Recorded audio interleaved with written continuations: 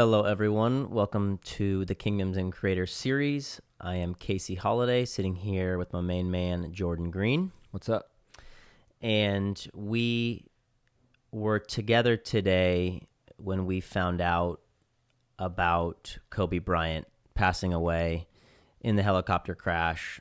We were at my house just kind of hanging out, and we had the intention of shooting episodes tonight, but it wasn't about this, and we both just sort of looked at each other and said, we feel like we just have to kind of process it together on an episode because there's just so much to digest when something like this happens. And as a Southern California kid who grew up watching the Lakers, for me, Kobe was probably the most influential athlete in my life, hands down.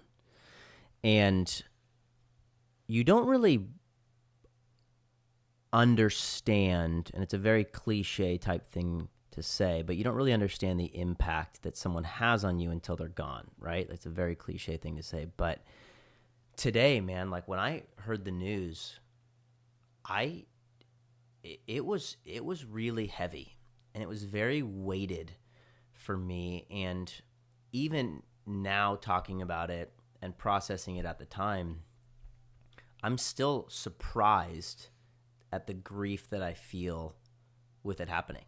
I'm actually really surprised by it. And I've had, if you've ever gone through sort of a moment of really just intense grief and you feel nauseous and you're sick to your stomach and you kind of just replay it over and over in your head and you can't really process that it even happened at all and it doesn't feel real. All of those emotions that I've felt with other moments in my life of really tragic things happening, I felt today, and I'm still reeling a little bit from it. Yeah, it's kind of a weird thing. Like you said, we were just hanging out at your house, and whenever the news came through, and I think it was you like shouted downstairs. Somebody had texted you, and we were like, "Oh, it's a TMZ report." It's fake news, right? I don't believe it. Like it's not real. But it kind of turned into one of those moments where you kind of hear, you always remember where you were when certain things happen in your life. For us, we think about 9/11. We think about I don't know, different things. And for this, like I'll always remember I was standing in your kitchen whenever this happened. And it's weird because you grew up in the LA area. So for you, it's a close to home hero. It's a local hero. And for me, someone who grew up on the East Coast, like, figuratively, I couldn't have been further away from Kobe. But it kind of shows, it's kind of an example of the impact that somebody like him had. Like, even though I was across the country, still, like him, I grew up idolizing him. I remember growing up in the 90s and being a huge Chicago Bulls fan. And then when Kobe came into the league, I guess it was late 90s, I don't know, 96, 97. Yeah, 96. And then won his first championship in 2000, 2001, something like that. I remember, like, hanging my first Kobe poster on my wall and like looking at my like Bulls posters with like Michael and Scotty and Dennis Rodman and all those guys, and then hanging my Kobe poster beside it and thinking about how this was the transition into something new, and then watching the Lakers win titles for the next 10 years. It was like, I don't know, I remember that season of my life, and I remember loving basketball, and I remember loving Lakers games. And it's weird when you see somebody that you idolized growing up that you think is in your mind. It's not true, but you feel like they're invisible. Like they're immortal. Yeah, like you feel like you're going to spend the rest of your life learning from them and seeing things about them. And now to like see somebody like him, and like so tragic that like his daughter, who's an up and coming star, which awful. is aside. The whole like thing is awful. The whole thing is just bad. And then like the other people on board, like. It's just a weird thing to process and deal with. And death is the great equalizer, right? Yeah. And that's one thing when I learned about it, you hear Kobe's passed and you go, what? And then you hear his daughter's passed. You're like, what is going on? And then you find out that there's other people that don't have the status, that don't have the name that these people, but when you talk about those final, like death is the great equalizer. Like there is so much grief that exists for so many families that aren't being talked about throughout this process. And just, it feels overwhelming because there's almost stages to it as a fan and as just an onlooker of news and the reporting where you go Kobe and then your heart's just ripped out of your chest. Like I was in tears today. And then you hear about the other, like the coach at OCC, which I lived a mile and a half away from OCC. Right? I know numerous people that have played for him, and then like his wife, and it just keeps going on and on and on, and you just wonder how much grief you can actually process. And you said two things when you were speaking that stood out a lot to me that we've had conversations about today. And the first one is sort of those moments in your life, and then you pray that there's not a lot of them, but where you'll never forget where you were when you found out about it. Mm-hmm. And my mom always used to say that to me when moments happened, and you brought up 9/11. That was the one for me where I remember her looking at me. I was in 8th grade, and her saying, like, this is a moment that you will forever remember where you were when I was standing in my laundry room getting ready to go to school. And for her, it was JFK.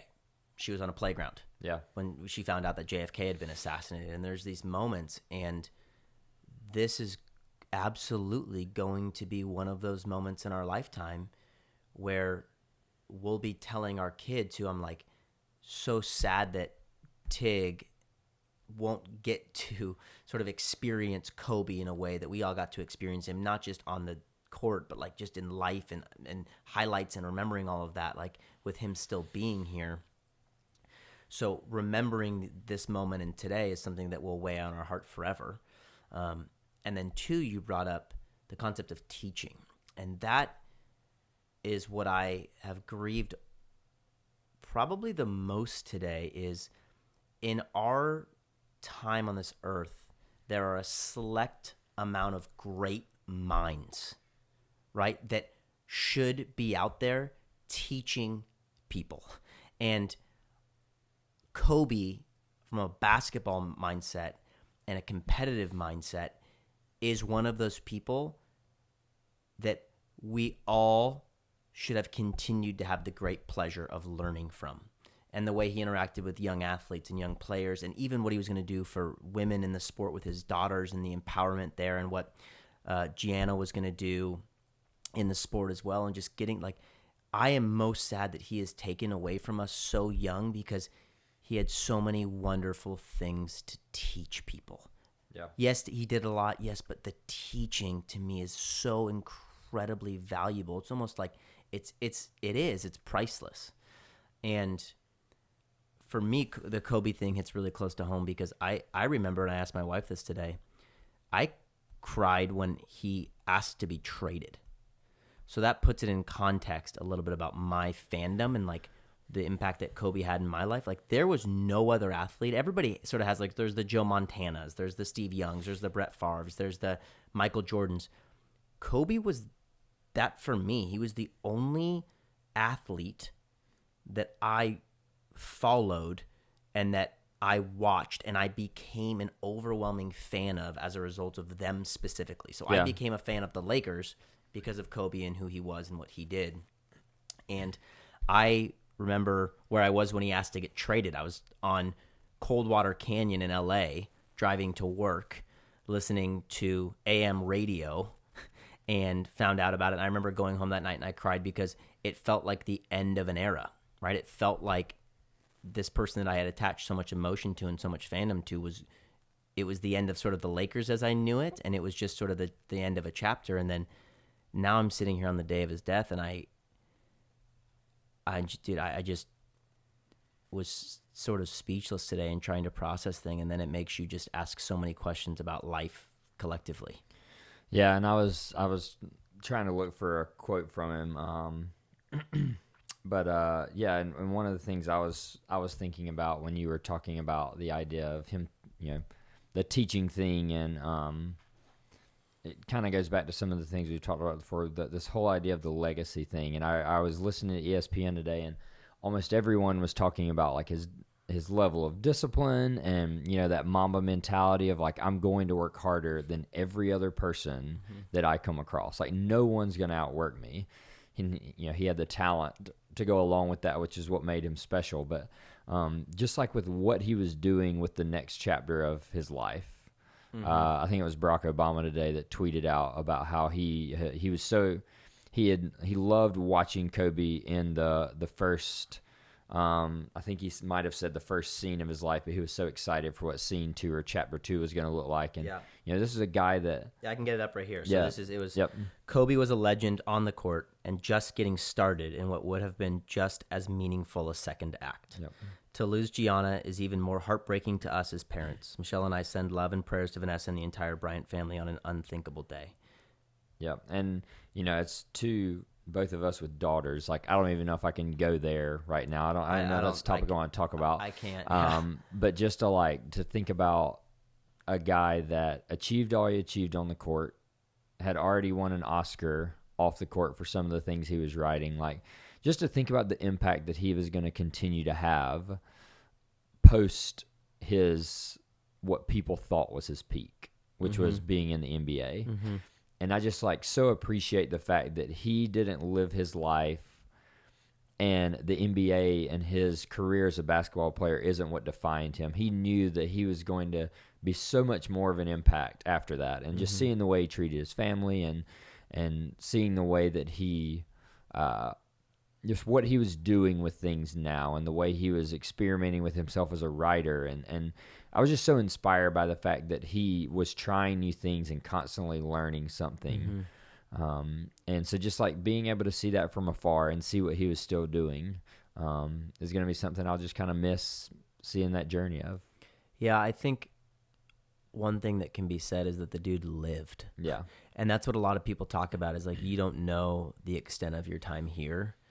And this is an incredible reminder of that, right? And it's also very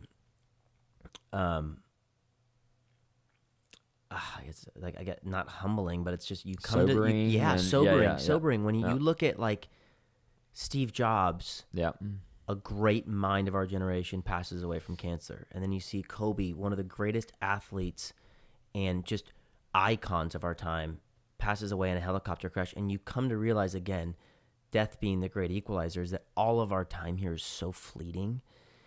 And if the moments like this aren't reminders to us to pay attention to the things that matter, and again, it's such a bullshit cliche, right? Pay attention to things that matter, but honestly, you look at this today and all the drama, all the BS, all of it was removed. And everyone, unfortunately, the reason these moments stay in our minds, the 9/11s, the JFKs, the Kobes, are because all of the cracks that exist in society are filled with a glue that brings us together for these moments. And these people and these tragedies erase all of the discrepancies that we focus on so often. And it's so inspiring. And one thing about Kobe, which makes me the most sad, and that's if you have someone close to you that you lose, you can very easily become so saddened by what you believed they still had left to accomplish. And I think understanding that we're not the great authors of this story, that there's one author of this story and we're not asked to understand, we're asked to remain faithful. But Kobe was always known as a pretty selfish player. Right? And it seems like since he finished playing that he became selfless. He understood, he created a mentality, this Mamba mentality. He created a competitive edge that now people aspire to. And he understood that there was a certain level of selfishness required to be successful in his sport while he played. And then it seemed like he had the maturity after that to have the selflessness to recognize that at this point now, it's not about him anymore. And now it's about giving. It's about giving to his daughters, to his family, to creativity through film, to writing, to other athletes. It just felt like we were going to get to see this Kobe that was so selfless, that was going to live this life of longevity we were going to be able to see both sides of him, and what a special reward that was going to be. But one thing that I don't understand, and I won't ever understand, is why things like this happen. Yeah. And again, I don't think that we're called to understand. I think that we're called to remain faithful and process sort of in our own individual ways. Yeah, and I think that was one of the first things I thought about this afternoon, and like it was so crazy. Like even getting in the car and driving home tonight, like you're just a little bit more careful, especially when you have your family with you. Like, but I just remember like kind of sitting in that moment, and something that I heard at church this morning that really made me start thinking is someone that tends to like worry, like over worry and have a bit of anxiety with things, to the point of what you said earlier about allowing his life to inspire you and not just like thinking about the things that you thought he would accomplish, but like being inspired by the things that he did do. It's like, I also can't sit and let that worry keep me from doing the things that I know that I'm called to do, or that I feel like I'm led to do. So like looking at his life and being inspired by it enough to not sit around and not do something, but to say, hey, like, how can I take some of that Mamba mentality into the things that I've been called to and put forth a little bit more effort and a little bit more work and do one more thing, but also be present with my family when I'm with my family. And like, it's just that balance, like learning how to take the things he did on the court and in life and mesh them together. And it doesn't make sense in my mind right now. It doesn't make sense how to say it, but just thinking about like those things that I can learn from the life that he lived, and how I can make that, something that I can focus on in my life. Yeah. And Kawhi in his post-game interview tonight was like, Kobe would have wanted me to step on the court and crush. Right? Yeah. Like Kobe wouldn't have wanted me to grieve tonight. Yeah, I remember. He would have wanted me to get out there and dominate. I remember us saying like, surely they're going to cancel games today. But then when you actually think about the person Kobe was, that's the last thing he would have wanted. The last thing.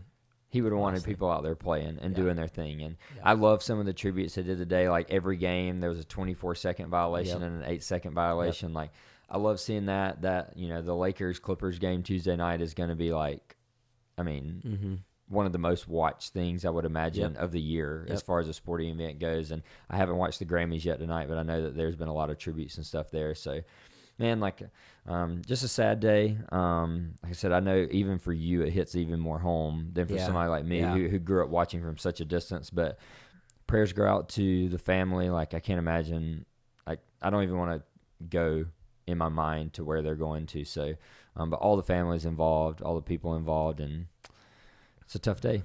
Yeah, and I think just allow yourself to do what feels right in this moment, which is just to grieve and be sad, and not get caught up in trying to understand everything, or not get caught up in emotions that have the potential to sort of take you away from just living in this moment and understanding how to apply what he did to your own life, and then also recognizing, like to your point, be safe in terms of prioritizing the right things, but don't be safe in terms of living.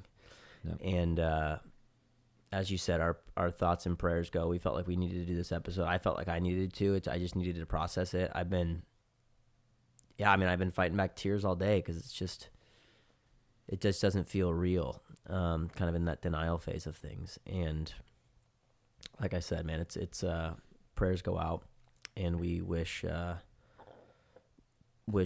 well for the family, and nobody can understand the level of grief with which they feel. And so instead of trying to understand, all you can do is sort of just be present, wrap your arms around, and pray as much as you can. So we will do that. And Kobe, thank you for being transcendent. Thank you for being an icon, and thank you for being a representation in my life of the universal language of work ethic. Yeah. And I think that that's how you were able to bring the world together in ways, was that people were able to look at what it is that you did as an example that we all could understand. That work ethic and that drive and that desire is something that, regardless of what language you speak, where you grew up, or what country you live in, that we can all admire and that we can all aspire to. So, yep. All right. Thanks for doing this with me, man. Yeah, dude. Wrap Till it up. you next time. Kobe, you'll be missed, man. Gianna, you'll be missed. Thoughts of the Bryant family. Yep.